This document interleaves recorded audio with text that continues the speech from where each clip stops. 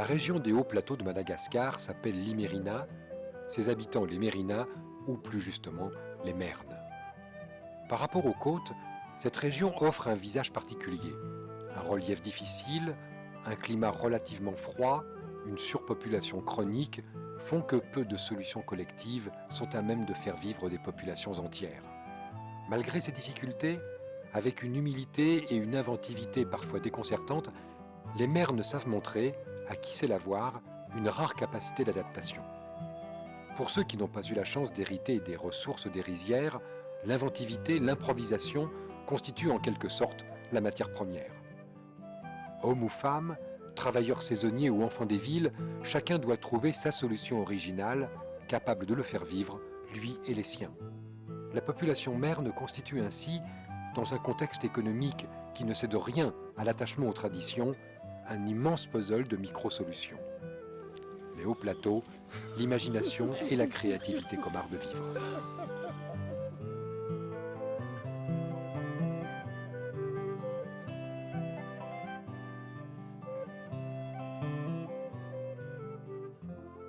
Madagascar, l'île Rouge. 4e plus grande île du monde. 18 ethnies différentes y cohabitent depuis des générations.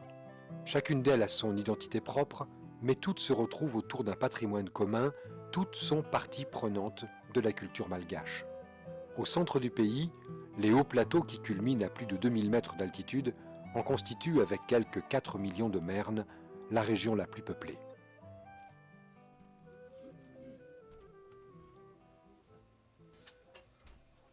Les populations d'origine indonésienne qui sont venues autrefois s'installer sur l'île de Madagascar ont préféré, au climat pourtant plus clément des côtes, ces régions des hauts plateaux propices à la culture du riz dont elles étaient les héritières. Rompues à la maîtrise de l'eau, habituées aux fortes précipitations, elles ont donné à cette partie du pays ce caractère particulier qui mêle dans un camailleux de verre et d'ocre le visage de l'Afrique à celui de l'Asie. Au fil des siècles, les Mernes sont restés une population profondément attachée à la structure de village dont la famille constitue à la fois l'emblème et le lien social essentiel. La culture du riz s'y est développée par l'aménagement de vastes plateaux régulièrement irrigués par des pluies parfois torrentielles. Vous voyez notre maison là? Elle est entièrement faite en terre. De la terre mélangée avec de l'eau. Cette maison, on l'a construite car on avait beaucoup d'enfants. Ici, à Madagascar, c'est très important de laisser à ses enfants une grande maison. Et vous voyez notre toit là? Il est entièrement fait en paille.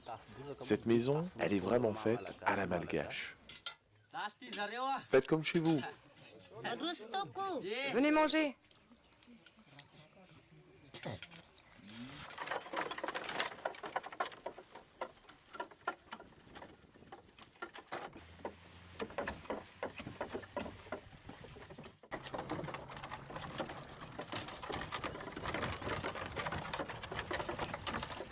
On vit grâce aux rizières, vous savez. Ici, dans l'Imerina, le riz est à la base de tout. C'est la base de notre alimentation, mais aussi celle de notre économie. C'est un travail très dur, et on le fait encore de manière traditionnelle, comme nos parents le faisaient. Bien sûr, on fait aussi autre chose, mais la base, c'est le riz. Le reste, c'est, disons, complémentaire.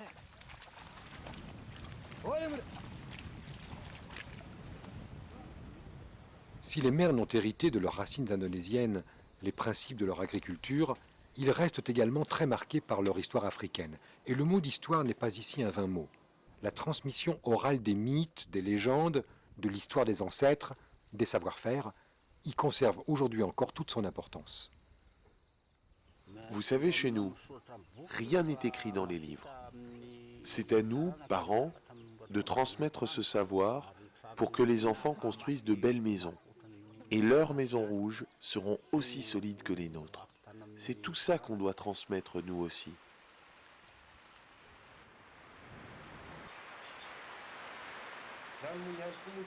En ce moment, c'est la saison des pluies ici. Et quand il commence à pleuvoir dans le coin, c'est parti pour un moment. Et évidemment, on a beaucoup moins l'occasion de sortir. Alors on reste à la maison et on joue au domino.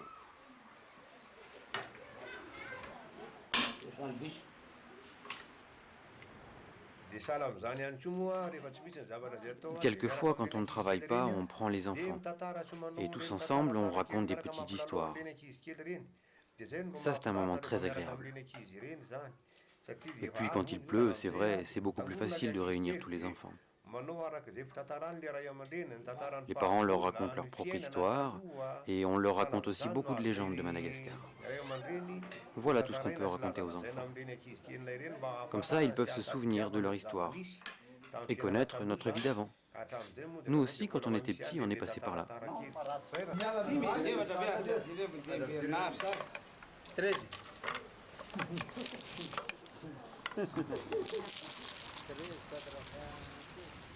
Tous les gens d'ici ont le même métier, ils cultivent tous la terre. Et la terre que nous cultivons, c'est celle que nous ont laissée nos ancêtres. C'est ça, notre héritage.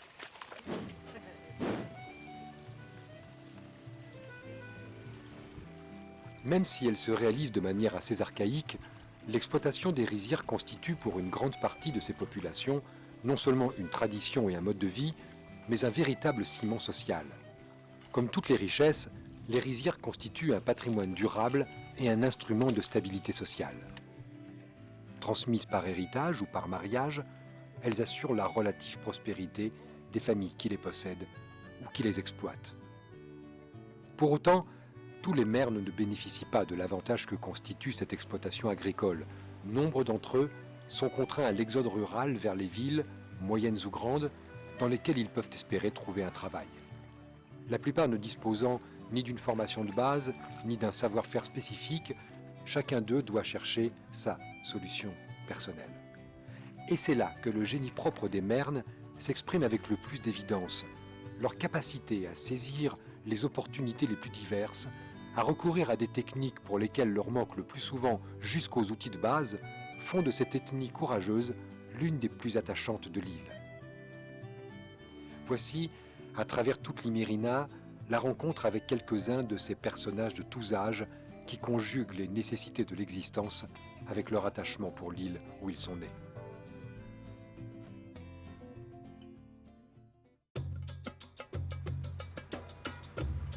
Tananarive, capitale de Madagascar, exerce évidemment un immense pouvoir d'attraction économique. C'est peut-être ainsi qu'elle est devenue en quelque sorte la capitale de la débrouillardise. Au cœur de cette ville abondante, grouillante d'activités, 1000 métiers se côtoient, parfois les plus improbables, 1000 idées s'y développent, parfois les plus étonnantes. Avec des moyens rudimentaires et souvent même archaïques, bien des Malgaches sont parvenus à trouver leurs solutions individuelles, à créer leur petite industrie. Restauration rapide, fabrique de tampons sur mesure, recyclage artistique de boîtes de soda, chacun ou presque, du plus jeune au plus vieux, parvient à exister grâce à son énergie. Voici Patrick et Tahir.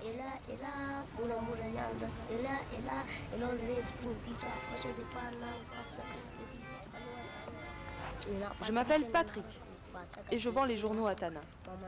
Dans ma famille, on est tous vendeurs de journaux. Mais nous deux, on fait ça surtout pendant les vacances. Parce qu'avec l'école, on a trop de devoirs.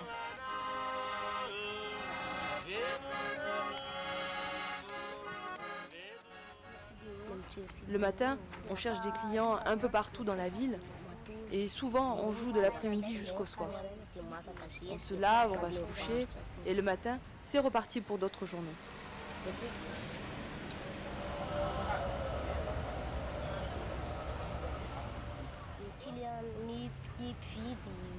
Oui, des clients, si on cherche bien, il y en a toujours dans la ville. En général, les gens regardent les gros titres et s'ils veulent lire plus, ils achètent. Mais il y en a d'autres qui n'achètent que le samedi.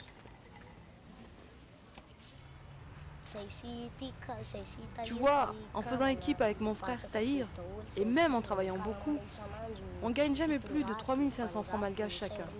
Des fois 4000 ou 5000. Sauf le samedi. Oui, c'est vrai. Alors là, le samedi, on peut faire jusqu'à 9000 ou 10 000 chacun.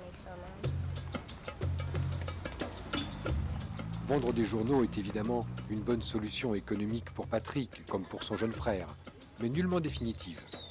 Être vendeur de journaux à 10 ou 12 ans n'empêche pas d'envisager l'avenir ou de cultiver la part du rêve. Vendre les journaux, c'est bien, mais ça ne gagne pas assez. Pour l'instant, évidemment, on n'a pas trop le choix. Mais dès qu'on sera plus grand, c'est sûr, on trouvera un boulot mieux payé. Ou alors continuer à vendre des journaux, mais beaucoup plus qu'aujourd'hui. Le plus important pour moi, c'est de continuer le foot. Le foot et le rugby. Tu vois, moi, j'aimerais bien être pâtissier. Ou alors travailler dans les cuisines, être un bon cuisinier. C'est vrai, ça doit être génial de devoir faire plein de gâteaux sur l'ordre du patron. Pouvoir faire des croissants, des pains au chocolat, des gâteaux avec plein de crème.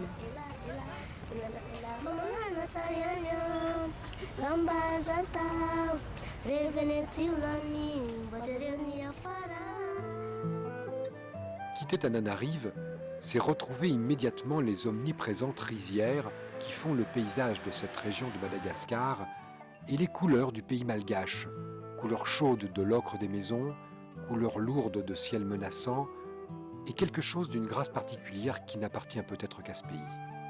Voilà le mot peut-être, la grâce. Une manière de marcher comme une manière d'être au monde, une sérénité qui n'est pas l'insouciance, un calme qui n'est pas l'indifférence, un monde de terre et d'eau, un monde vert et rouge, tout un monde, une île. C'est de cette terre que vient Joseph, que nous rencontrons à Antsirabe.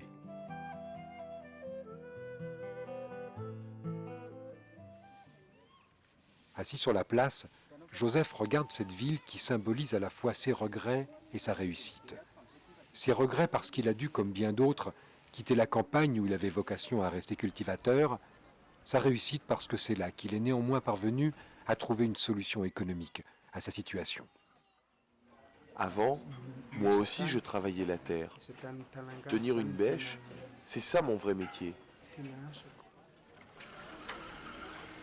Ville de 200 000 habitants, construite au XIXe siècle à l'initiative d'un missionnaire norvégien, Antsirabe est aujourd'hui le principal carrefour, le lien organique qui relie l'ouest au sud du pays. Ça fait 3 ans que je suis pousse, ici, à Antsirabe. Je suis venu sur les conseils de mon père pour gagner un peu plus d'argent. Je viens de loin, à pied. Plus de 22 km en pleine brousse. C'est là-bas que se trouve mon village. Quand je viens à Antsirabe, en général, c'est pour une quinzaine de jours. Quand j'ai gagné suffisamment d'argent, je rentre chez moi. Et après, je reviens. La prospérité et la croissance démographique d'Antsirabe ont évidemment attiré tous ceux qui, comme Joseph, ont quitté les campagnes à la recherche d'un travail. Personne ne sait au juste combien ils sont, mais on estime à plus de 5000 le nombre de tireurs de pousse-pousse. Ces conducteurs sont au cœur d'une véritable contradiction économique. Producteurs d'une importante activité par les métiers collatéraux qu'ils génèrent, fabricants, réparateurs, conducteurs, loueurs, vendeurs, décorateurs, ils constituent néanmoins une masse de travailleurs que les autorités des villes sont en fait incapables de gérer et de contrôler. Ici, à Antsirabe, il y a beaucoup d'usines. Et du coup, il y a beaucoup de jeunes diplômés. Et malgré tout, eux aussi peinent à trouver du travail. Même ceux qui ont le bac ou le BEPC. Alors, c'est pour ça qu'il y a tous ces pousses ici. Et dans tout Madagascar, c'est comme ça. C'est dur pour les diplômés, mais c'est encore plus dur pour les gens de brousse qui doivent tous faire le pouce, comme moi, pour nourrir leur famille. Par exemple, moi qui n'ai pas assez de diplôme, je ne peux même pas demander du travail à la Cotona, l'usine de tissus, ni travailler à la Melia qui fabrique les cigarettes, ni même travailler dans un restaurant, ou travailler dans une boulangerie, ou encore dans une menuiserie. Je n'ai pas le choix, je dois faire le pouce-pouce, en plus de travailler la terre. Depuis 1 an et demi, à Antsirabe, on a l'état civil. et les taxis B. Eux, ce sont des transports en commun, alors le prix de la course, c'est 1000 francs malgaches. Alors qu'avec nous, les pousses, la course va entre 2000, 3000 et parfois même 5000. C'est vrai, depuis que tous ces taxis B sont arrivés dans la ville d'Antsirabe, il n'y a presque plus de clients, et donc presque plus d'argent pour les pousses.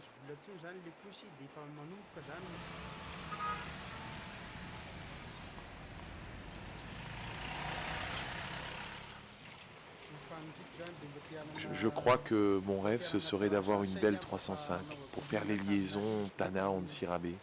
Mais bon, je ne peux pas encore me l'acheter. Ça doit être quand même sympa de pouvoir écouter de la musique dans sa voiture. Tout ça en faisant la route Tana-Antsirabe.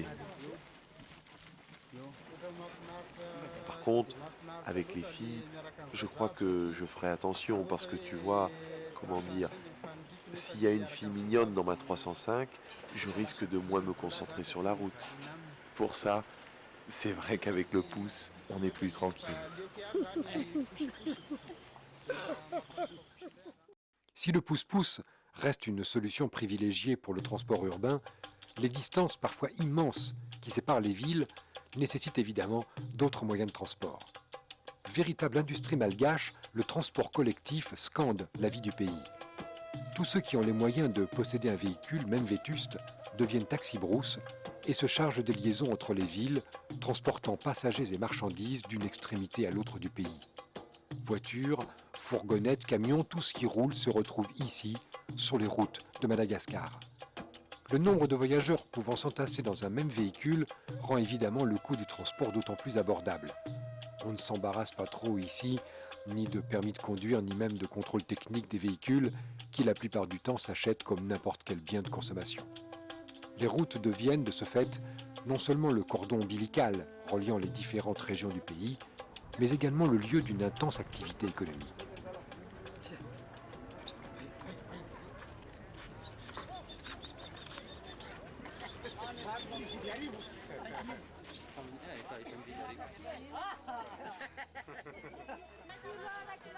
Le long des immenses files de taxis-brousses qui se pressent à l'entrée d'Amboustre, Lily vend ses productions.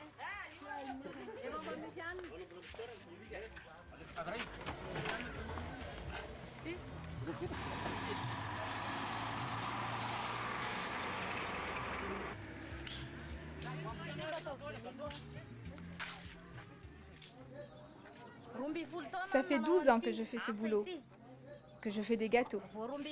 Je fais ça que depuis 12 ans. J'ai toujours fait ça, quoi. C'est comme ça que je gagne ma vie.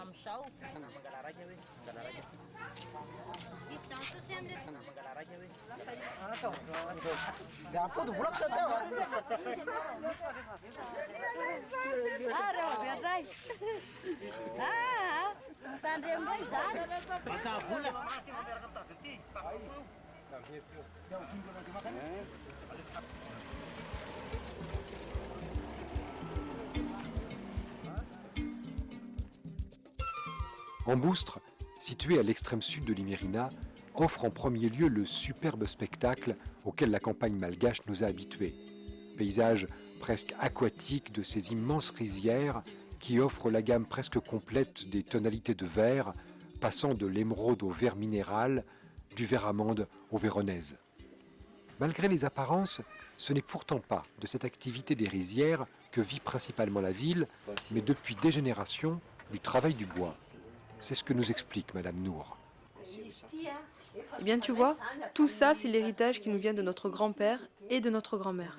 Nous, les enfants, on a suivi le même chemin. C'est lui, tu vois, notre grand-père. Et elle, c'est notre grand-mère.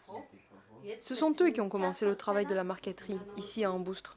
Ce sont eux qui ont tout créé. Après, ce sont les enfants et les petits-enfants qui ont continué. Ils étaient deux à commencer cette activité au tout début. L'autre avait son atelier à côté du petit marché.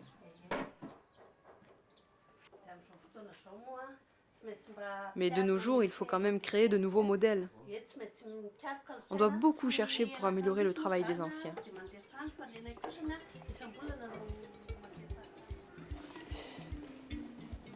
Si le travail de la marqueterie n'a pas fondamentalement changé dans ses techniques depuis des générations, les modèles, eux, se sont modernisés, mis au goût du jour.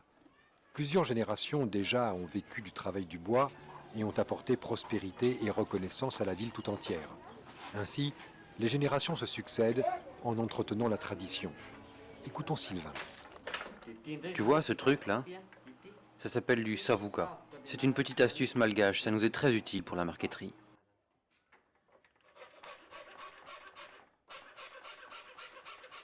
Regarde, dès que c'est un petit peu chaud, on remet du savouka et c'est reparti. À l'origine, Sylvain disposait de la matière première qu'est le bois. Ne lui manquait que les outils, les machines pour produire. Il a depuis longtemps résolu cette équation avec simplicité. Avant de fabriquer ses produits, il fabrique ses outils. Il se sert pour cela du câble qu'il extrait de pneus usagés de vélo et qu'il façonne de manière à obtenir une scie, instrument essentiel de son travail de marqueterie.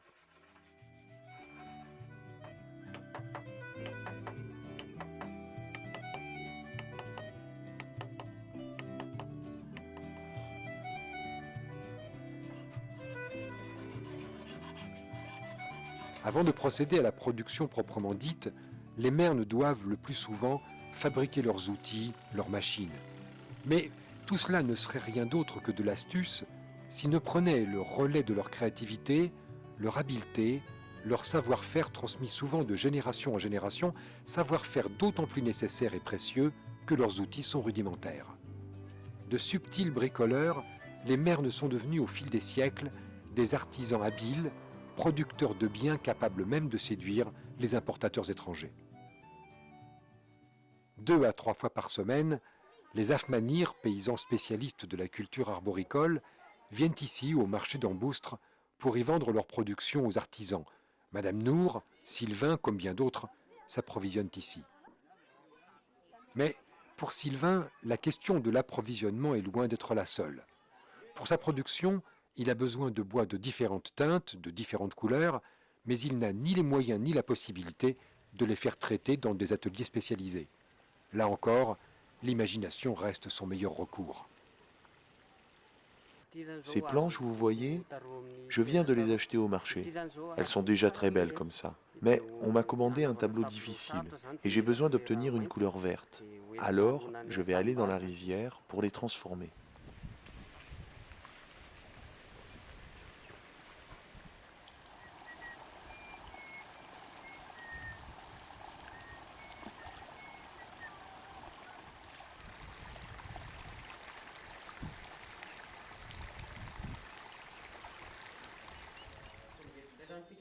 Vous voyez toutes ces planches-là? Elles sont toutes de couleurs différentes. Et il faut que ces couleurs soient précises pour mes tableaux.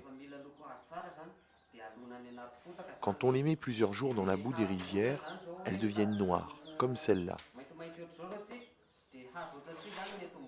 Celle-ci, je l'ai trempée 1 semaine dans la boue pour avoir cette couleur.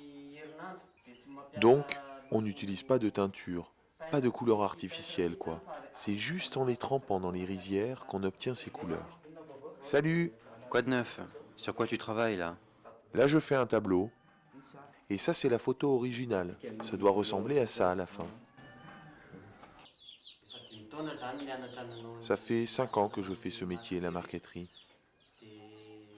Au début, j'ai commencé par faire seulement le travail de découpe du bois pour un patron. Et en fait, c'était pas vraiment génial. Alors je suis retourné à l'école. Je suis resté 3 ans dans une école technique de la ville. Et pendant ces 3 ans, j'ai vraiment appris toutes les ficelles du métier. Et puis j'ai recommencé à chercher du boulot et des clients à droite, à gauche, jusqu'à ce qu'un ami français me commande de beaux tableaux. Et à partir de ce moment-là, j'ai pu faire des choses un peu nouvelles. De la belle marqueterie, quoi.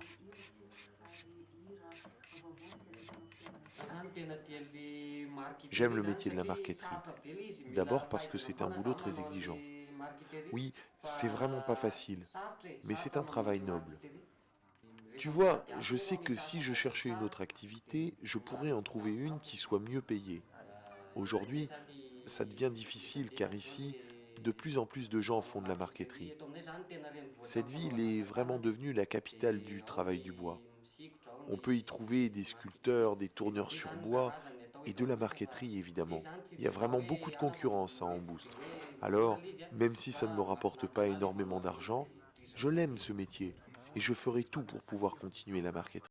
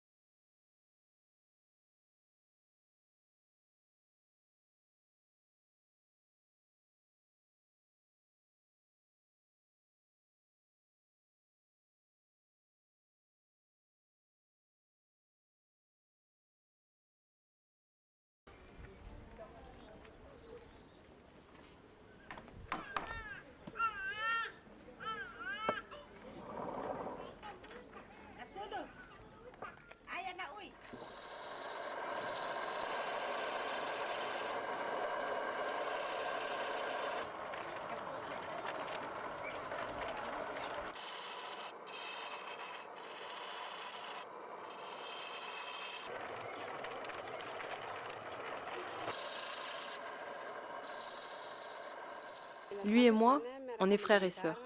On travaille toujours ensemble. D'ailleurs, on doit être à deux pour faire ces petits objets. Seul, c'est pas possible. C'est un travail collectif.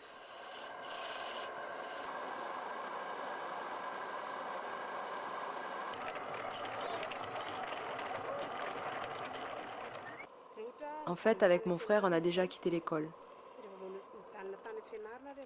Mais ce métier, on l'a appris pendant notre scolarité, chaque week-end et durant les vacances. Je me souviens que depuis tout petit, on regarde comment nos parents travaillent. Alors, au fur et à mesure, on a appris par cœur tous leurs gestes.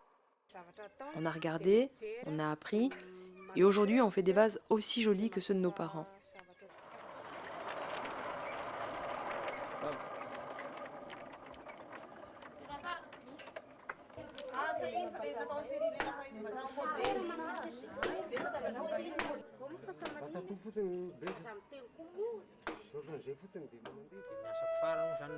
Et voilà, voici notre dernière petite œuvre d'art.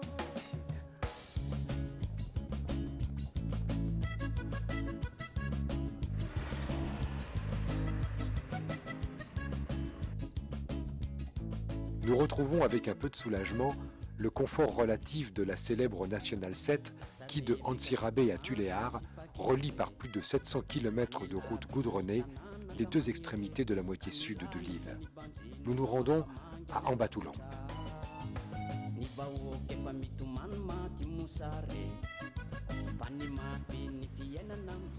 Avec la Nationale 7, Ambatoulan peut être considéré comme l'une des célébrités géographiques de Madagascar. La richesse de ce gros village, ce ne sont évidemment ni les vaches, ni le trafic ferroviaire, mais le sable. À quoi peut servir le sable compact d'une inégalable finesse d'Ambatoulan? Joachim, lui, le sait. Là encore, la créativité, l'astuce ont permis à toute une communauté de construire son artisanat et d'assurer sa prospérité. De tout Madagascar, il n'y a qu'ici, à Ambatoulan, qu'on récupère un maximum de déchets en aluminium. Même les panneaux comme celui-là. On récupère tout. Les boîtes de conserve, les vieilles cafetières, les canettes de bière. On récupère tout. Et moi, pour travailler, il ne me faut pas grand-chose non plus. Mes outils de travail sont le bois, un bon sac de charbon, quelques bouts d'alu et du sable. Et j'ai tout ce qu'il faut.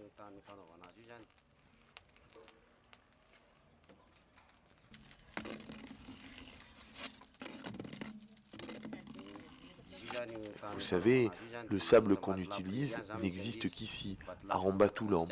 Et donc, il n'y a qu'ici qu'on peut faire ce métier. Bon, en gros, la méthode, elle est simple. D'abord, tu prépares bien ton châssis. Quand il est bien calé, tu le remplis de sable. Tu vois, il faut beaucoup de sable. Et tu l'aplatis bien, avec les pieds. Ensuite, tu prends la marmite qui sera le moule. Et tu la remplis aussi avec le sable. Il faut bien saupoudrer de charbon chacun des étages. Cela permet qu'ils se séparent bien par la suite. Et quand c'est OK, on renverse la marmite bien au centre du châssis. Une fois que toutes les opérations sont terminées, tu peux poser le deuxième cadre et tu remets encore du sable.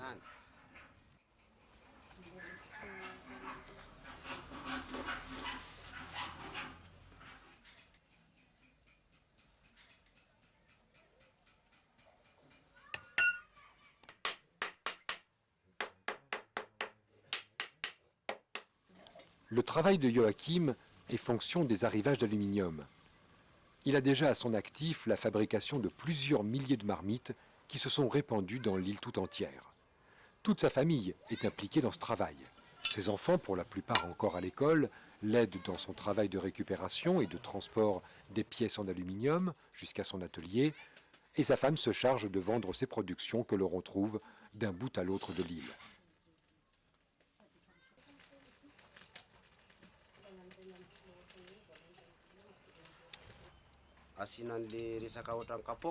Une fois que l'alu est devenu liquide, tu vois, tu te mets bien proche du tube en fer. Et tu verses doucement l'aluminium pour que ça se remplisse à l'intérieur.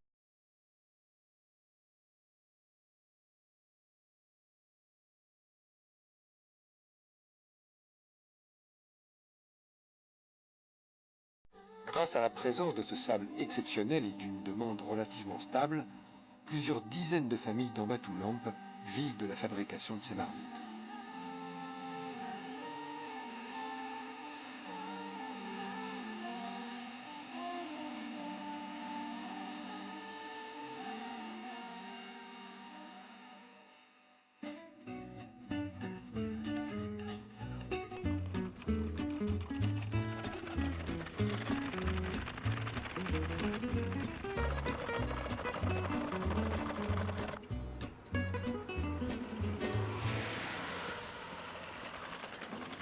Tout le monde ne peut pas, comme nous en 403 Peugeot, où les enfants dévalant les rues d'Ambatoulamp sur des chariots en bois, profiter de véhicules pour transporter sa marchandise. C'est le cas de John, avec ses ébus que nous croisons sur notre route.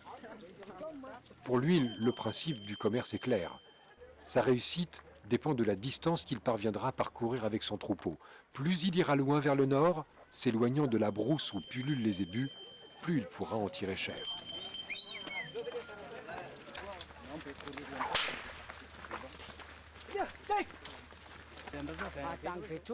Moi, je viens de la ville de Betchouka et je suis sur le chemin pour aller à Tananarive. Oui, c'est loin. C'est même sacrément loin. Je pense arriver là-bas d'ici une semaine à peu près. Mais pour ça, faut pas que je traîne, tu vois. D'ailleurs, excuse-moi, je dois y aller maintenant.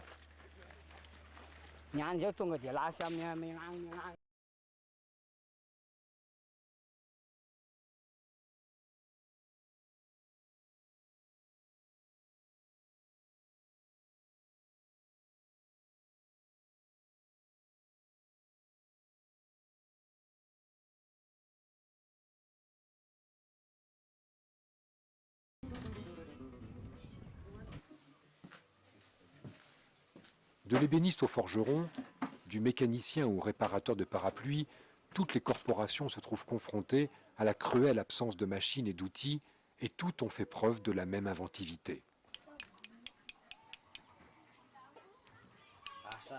Le matériel dont j'ai besoin pour travailler, c'est moi qui l'ai entièrement créé. Par exemple, c'est avec une soupape de voiture que je prétaille les pierres. On utilise tous des choses très simples pour travailler la pierre. Des choses simples, mais pratiques. On ne gagne pas assez pour s'acheter du matériel cher.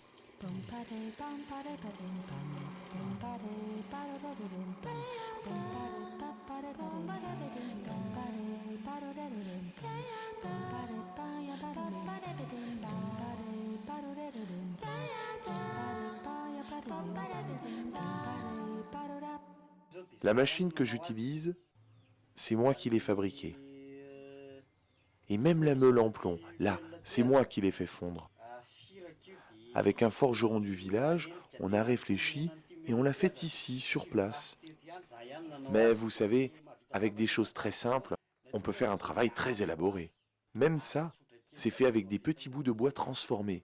Et je vous assure qu'avec ça, on fait du bon boulot.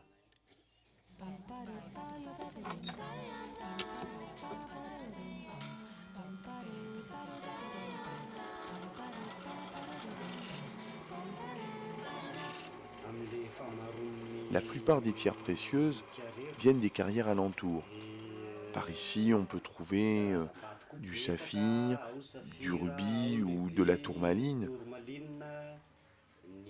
ou de l'émeraude, de la citrine. Mon travail à moi, c'est juste de tailler la pierre.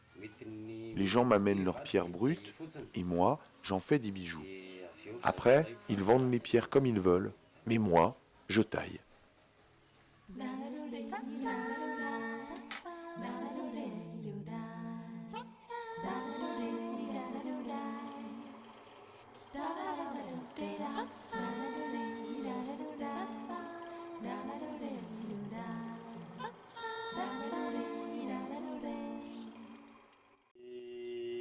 Moi, je suis tailleur de pierre parce que mon père l'était aussi.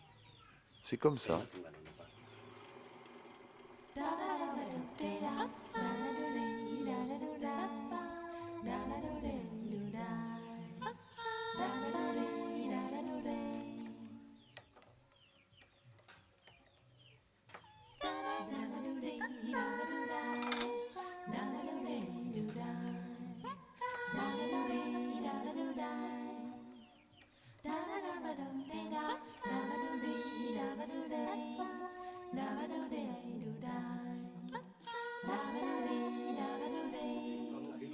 Ta pierre est si jolie que tu oublies de me dire au revoir.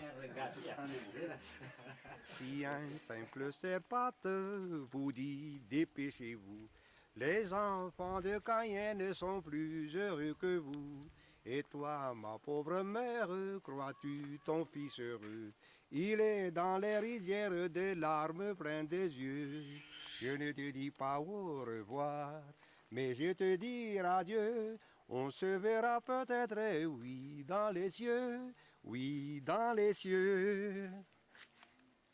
En compagnie de Roger, nous n'avons guère fait que quelques centaines de mètres. Nous sommes venus rendre visite à Tina. Dans sa famille, le bois est partout. Son mari est sculpteur de bois de rose, son fils est charpentier, c'est lui qui a construit la maison familiale, et c'est encore avec du bois que Tina, avec l'aide de sa mère, a fabriqué ce métier à tisser sur quoi repose en grande partie l'économie familiale. Il sera sans doute transmis, avec le savoir-faire nécessaire, à la génération suivante, puis, si tout va bien, à celle d'après. La matière première que j'utilise, c'est le raffia. Ici, il n'y en a pas beaucoup, mais on en trouve dans pas mal de régions de Madagascar. À Mananzar, Manakar ou Majunga, c'est là-bas qu'il y en a le plus. Avec ce que je tisse, on peut faire beaucoup de choses différentes. Des nattes, des sacs de toutes sortes, des chapeaux. Mais vous voyez, ce n'est pas très rentable de vendre sur le marché malgache. On en vend un peu, mais on gagne presque rien. À Madagascar, nos produits ne se vendent pas. C'est comme ça. Aujourd'hui, les Malgaches préfèrent les produits importés. Tina fait de longues journées, mais son travail lui rapporte près de 60 € par mois, soit presque le double du salaire malgache. Ça fait 15 ans maintenant que je fais ce métier. Si je peux nourrir et scolariser mes 6 enfants, c'est grâce à mon métier à tisser. Je ne gagne pas une fortune, mais le plus important, c'est que mes enfants soient de bons élèves.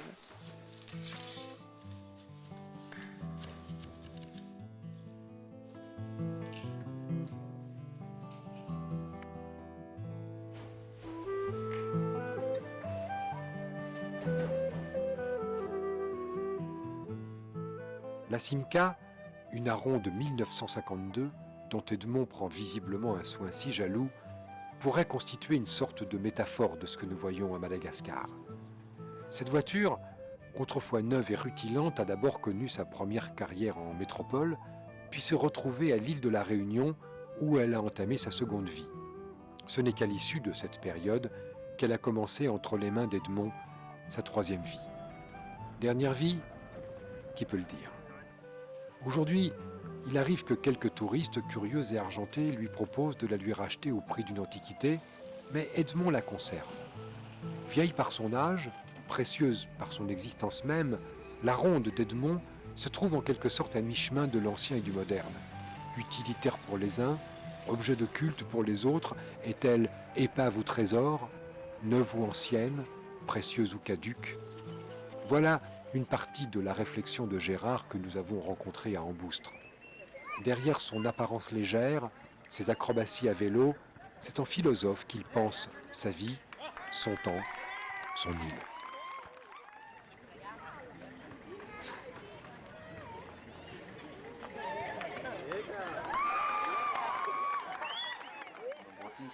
J'ai commencé par recopier les bandes dessinées que je lisais. C'est comme ça que j'ai appris à dessiner. Un jour, mon père m'a dit « Mais pourquoi tu perds ton temps à faire ces dessins-là » Il m'a vraiment engueulé et il m'a dit que je devais faire médecine. Tu seras docteur et pas peintre en panneau. Voilà ce qu'il m'a dit. Du coup, je me cachais dans l'armoire et avec une bougie, je pouvais dessiner tranquillement. Et finalement, ce sont mes dessins qui ont pu faire vivre toute ma famille. C'est à ce moment-là que mon père a été content de mon métier. Surtout qu'en 91, on a eu une crise très importante ici à Madagascar. Depuis cette période, mon père ne m'a plus jamais fait de remarques sur mon métier.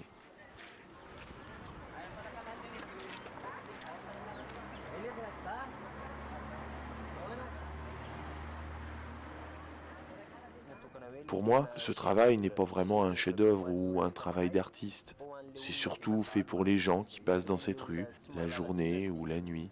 C'est fait pour les gens simples, les gens qui n'ont pas fait d'études. C'est fait pour les enfants, les grands-mères, pour ceux qui vivent là-bas en brousse.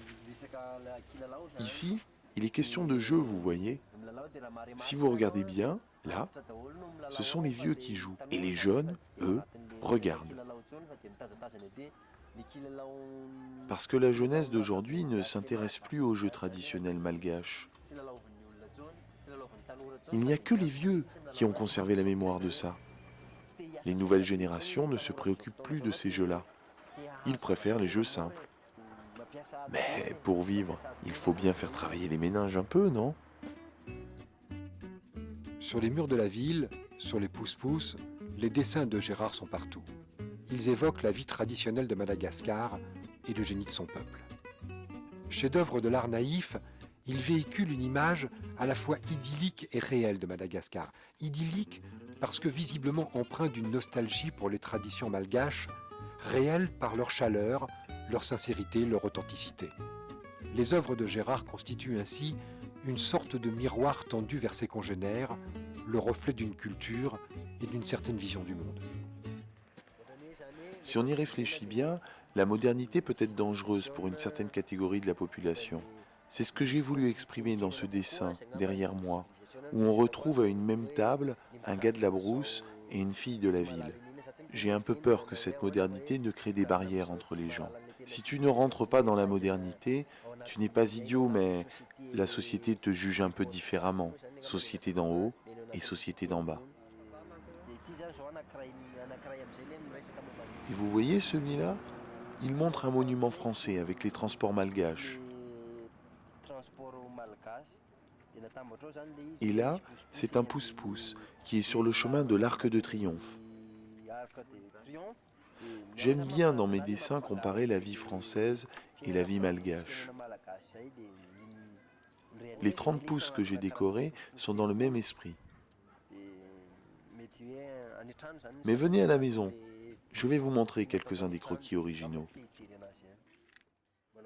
Il y a pas mal de croquis, de dessins faits pour le plaisir la plupart du temps.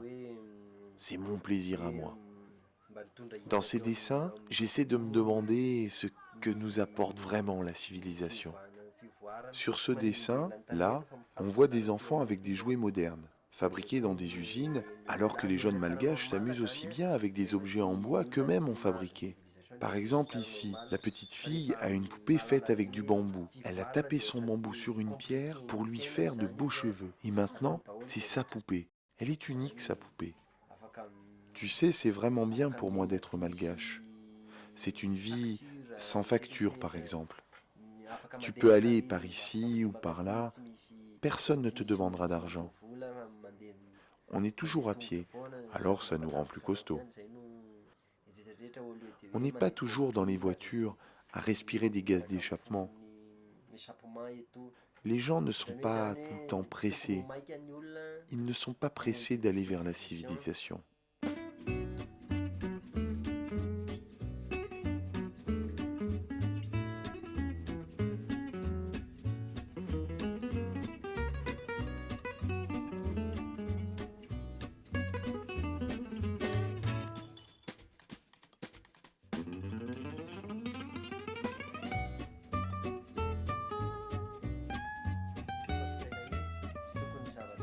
Et moi aussi, je dis aux gens que la civilisation n'est pas la chose essentielle dans la vie. Bien sûr, je ne dis pas que la science est mauvaise.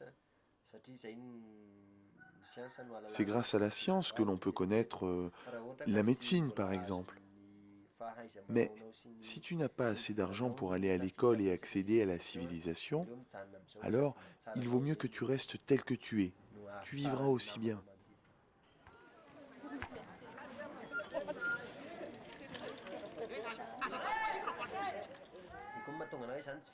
Et c'est pour ça que je ne fais pas que de la peinture, tu vois. Je fais aussi du vélo, des acrobaties. Tu vois, moi, j'ai déjà 24 ans. Mais je me sens encore comme un enfant.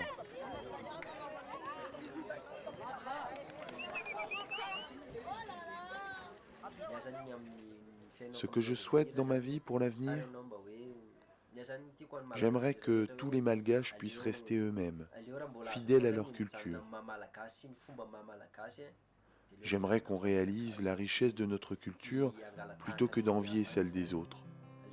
Madagascar n'a rien à envier. Il faut garder nos traditions malgaches. Voilà un petit message pour tout le monde.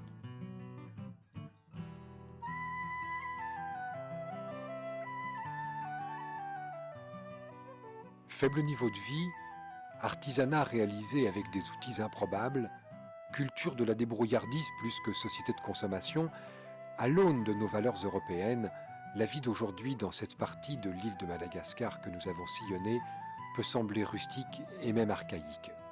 Si les mernes privées de la richesse des rizières sont parvenus à se développer sans s'expatrier, à vivre sans quitter leur territoire, c'est qu'ils sont parvenus à une sorte d'équilibre. Cet équilibre, ils ne l'ont ni désiré, ni pensé, ni fabriqué parce qu'ils le portent en eux. Ils le doivent à leur tempérament, à leur culture, à ce qu'on peut appeler leur authenticité. Simple sans naïveté, vrai sans calcul, imaginatif sans moyens, industrieux sans prétention, ils travaillent et ils vivent. Et nous montrent ce qu'ils ont, ce qu'ils sont. Un peuple, une culture, un pays, un petit morceau d'éternité peut-être.